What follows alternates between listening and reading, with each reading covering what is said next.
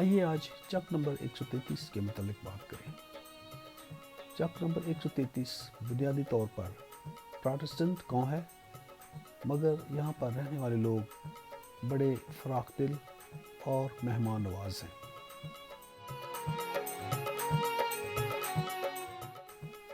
چک نمبر 133 تعلیم اور کھیل کی بدولت پورے پاکستان میں مشہور تھا، اس لیے پورے پاکستان سے لڑکے اور لڑکیاں یہاں تعلیم و تربیت حاصل کرنے آتے، اور اس کے ساتھ ساتھ پورے پاکستان سے لوگ یہاں پر فٹ بال کا ٹورنامنٹ کھیلنے آتے۔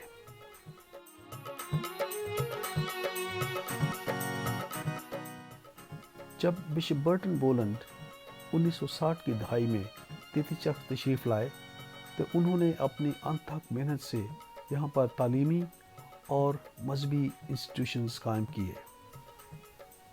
ان اداروں میں تیتی چک کا پیرش ہاؤس، تیتی چک کا گرجا گھر، تیتی چک کا بوائز اسکول، تیتی چک کا بوائز ہاسٹل، تیتی چک کا گرلز ہائی اسکول اور تیتی چک کا گرلز ہاسٹل قائم کیا۔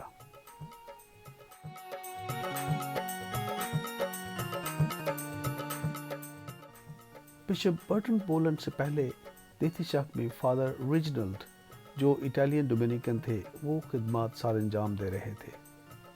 تیتی چک کا جو ہاسٹل کے بعض حصے ہیں وہ فادر ریجنلڈ نے شروع کیے تھے، اور اسی طرح سینٹ ونسنٹ ہائی اسکول کے بھی بہت سا حصہ فادر ریجنلڈ کے دور میں بنا۔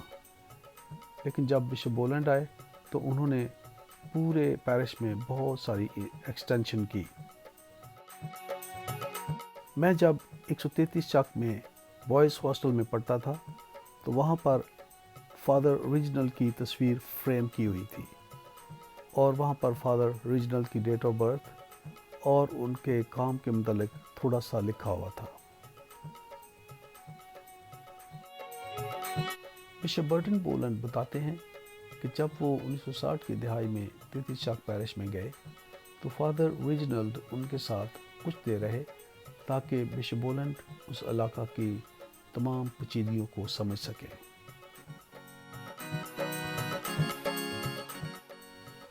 جب 1960 میں فادر لوئس شیرر کو ملتان ڈائسس کا بشپ منتخب کیا گیا تو بشپ بولند اس سے پہلے فادر لوئس شیرر کے ساتھ بہاولپور میں رہتے تھے، اور جب فادر لوئس شیرر بطور بشپ ملتان شفٹ ہوئے تو وہ فادر بولند کو بھی اپنے ساتھ لے آئے، اور پھر ملتان میں کچھ دیر رہنے کے بعد فادر بولند کا تبادلہ تیتی چک کر دیا گیا۔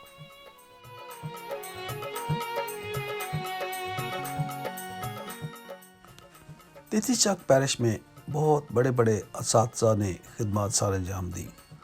ان میں سر فہرست برادر اسٹیون ہارڈنگ، برادر سیزر، برادر لارنس مینوئل اور دوسرے بہت سے اساتذہ شامل ہیں۔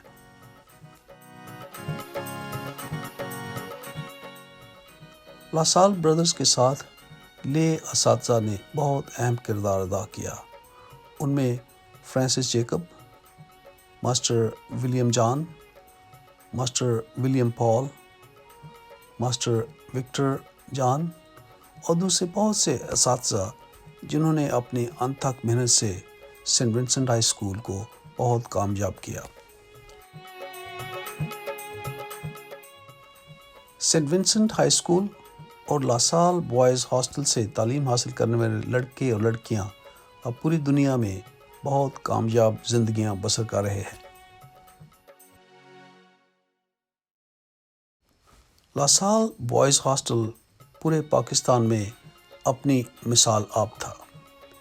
اس ہاسٹل میں پورے پاکستان سے لڑکے تعلیم حاصل کرنے آتے، حتیٰ کہ کراچی، لاہور، اسلام آباد، پشاور اور دوسرے بڑے بڑے شہروں سے لڑکے تعلیم حاصل کرنے آتے، اور ان کے والدین برادرز کو کہتے کہ کیونکہ یہاں کا معیار تعلیم بہت اعلیٰ ہے تو ہم چاہتے ہیں کہ ہمارے بچے لاسال ہاسٹل میں تعلیم حاصل کریں۔ لاسال برادرز لڑکوں کی پڑھائی میں بہت مدد کرتے اور انہیں ہر صورت میسر کرتے جس سے ان کی پڑھائی کا معیار بلند ہوتا۔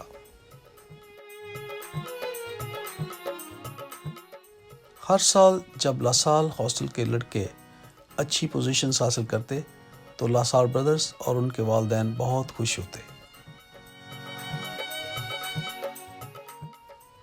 لاسال ہاسٹل کا 133 چک میں رہنے سہنے، پڑھائی اور کھانے کا بڑا اعلیٰ بندوبست تھا۔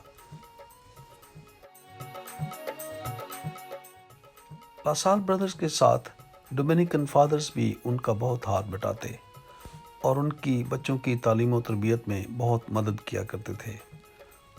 فادر تایا جو ڈومینیکن تھے، وہ بھی لڑکوں کو انگلش پڑھانے آتے اور لڑکوں کی انگلش سپیکنگ میں بہت مدد کرتے۔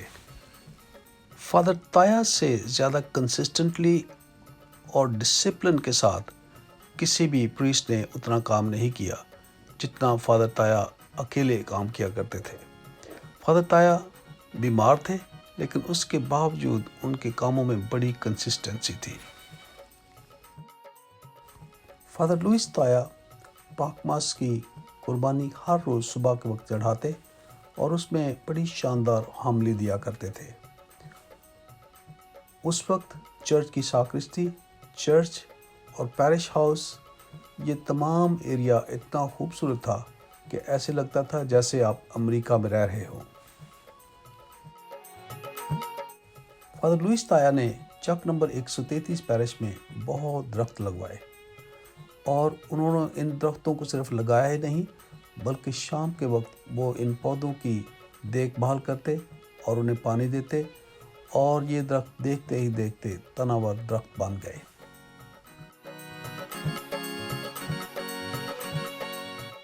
چک نمبر 133 میں بردرز اور ڈومینیکن فادرز کے ساتھ ڈاٹرز آف دا کراس، جنہیں دختران پالوس کہتے ہیں، وہ بھی 33 چک میں لڑکیوں کے ساتھ کام کرتی تھیں۔ یہ سسٹر صاحبات چک نمبر 133 چک میں لڑکیوں کا ہاسٹل، سلائی سینٹر اور بچوں کا ایک کنڈر گارڈن چلاتی تھیں۔ ان سسٹر صاحبات کی انتھک محنت سے بہت سی لڑکیاں وہاں سے کامیاب ہوئیں اور اب پوری دنیا میں کامیاب زندگیاں بسر کر رہی ہیں۔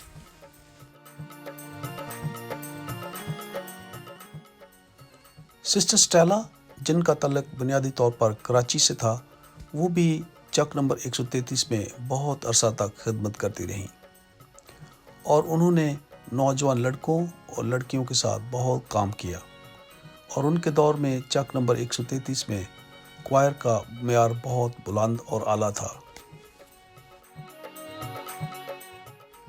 سسٹر سٹیلا ان غیر نصابی سرگرمیوں سے بچوں کو صرف انٹرٹین ہی نہیں کرتی تھی بلکہ وہ ان کے ذریعے بچوں کی تربیت بھی کرتی تھی۔ اس وجہ سے ان سے تربیت حاصل کیے ہوئے بچے آج بہت کامیاب ہیں۔ سسٹر سٹیلا، آپ کی خدمت کا بہت بہت شکریہ۔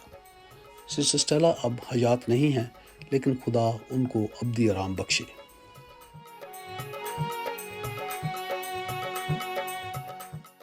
چک نمبر 133 ایک بڑا ایکیومینیکل اور انٹرفیتھ بیسڈ گاؤں ہے جہاں پر کیتھولک، پروٹسٹنٹ اور مسلم کئی دہائیوں سے اکٹھے رہ رہے ہیں۔ یہ ایک دوسرے کے مذہب اور روحانیت کا بہت احترام کرتے ہیں اور یہی وجہ ہے کہ یہ گاؤں ابھی تک قائم اور دائم ہے۔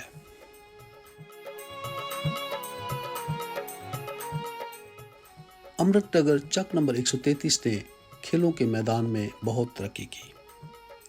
اسی وجہ سے ہر سال اس گاؤں میں 1 یا 2 فٹ بال کے ٹورنامنٹ ہوتے اور پورے پاکستان سے فٹ بال کی ٹیمز یہاں پر فٹ بال ٹورنامنٹ کھیلنے آتے۔ لاسال بردرز اور ڈومینیکن فادرز کے 133 چک کو چھوڑنے کے بعد 33 چک کا وہ معیار نہ رہا جس معیار پر لاسال بردرز اور ڈومینیکن فادرز نے اس پیرش کو چلایا۔ ہماری دعا ہے کہ خدا اس پیرش کو وہی مقام بخشے جو آج سے 30 یا 40 سال پہلے تھا۔ فادر لوک اور ڈائسس آف ملتان نے اس وقت چک نمبر 133 میں ایک بہت کامیاب ڈسپنسری چلائی جسے وہاں کے ڈاکٹر رشید چلایا کرتے تھے، اور اس ڈسپنسری سے چک نمبر 133 کے علاوہ پورے پیرش کے لوگ استفادہ کرتے۔ خدا ڈاکٹر رشید جو اب حیات نہیں ہیں ان کو ہمیشہ کا آرام بخشے، اور فادر لوک جو ابھی تک حیات ہیں خدا انہیں بھی بہت سی برکات دے اور لمبی عمر اور صحت عطا کرے۔ تیتی چک آپ کا بہت بہت شکریہ کہ آپ نے ہمیں اتنا کامیاب کیا کہ ہم اپنی زندگیوں میں کامیاب ہیں۔ God bless you.